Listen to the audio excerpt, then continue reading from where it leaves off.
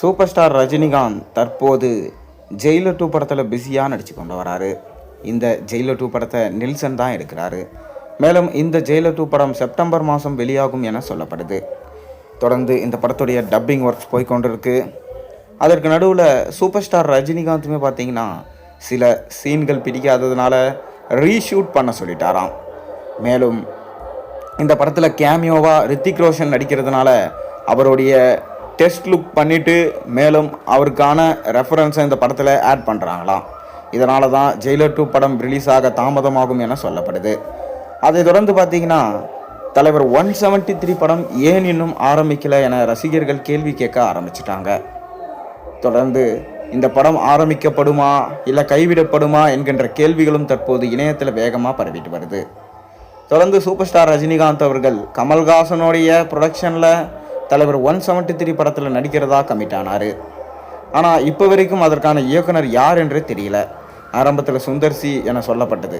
அதை தொடர்ந்து சிவி சக்கரவர்த்தி தான் இந்த படத்தோட இயக்குனர் என ப்ரோமோ வீடியோவை வெளியிட்டிருந்தாங்க. ஆனால் கடைசியில் அவரும் இந்த படத்திலிருந்து வெளியே போயிட்டாரு. அஸ்வந்த் மாரிமுத்து தான் இந்த படத்தோட இயக்குனர் என சொல்லப்பட்டு வருது. ஆனால் அதற்கான ஆதாரமும் இன்னும் கிடைக்கல. மேலும் கமல்ஹாசன் தலைவர் 173 படத்தோடைய வேலைகளை முட்டு கொடுக்கறதுக்காக தான் ரசிகர்கள்கிட்ட சேயோன் படத்தோட அப்டேட்டை கொடுத்துட்டு வராரு. ஆனால் தலைவரோட அப்டேட் தான் எங்களுக்கு வேணும் என ரசிகர்கள் ஒத்த காலில் நிற்கிறாங்க. மேலும் தலைவர் இந்த படத்தில் டாக்டராக நடிக்க போகிறார் என அண்மையில் தான் சொல்லியிருந்தாங்க. அதற்கான ப்ரோமோ வீடியோவை இப்போ ஷூட் பண்ணிட்டு வராங்களாம். 5 ரூபாய் டாக்டராக இருந்து எப்படி தமிழ்நாட்டில் மக்களுக்கு உதவி செய்தார் அவருடைய லைஃப் ஹிஸ்ட்ரியை தான் தலைவருக்கு கதை சொல்லியிருக்காராம் அஸ்வந்த் மாரிமுத்து.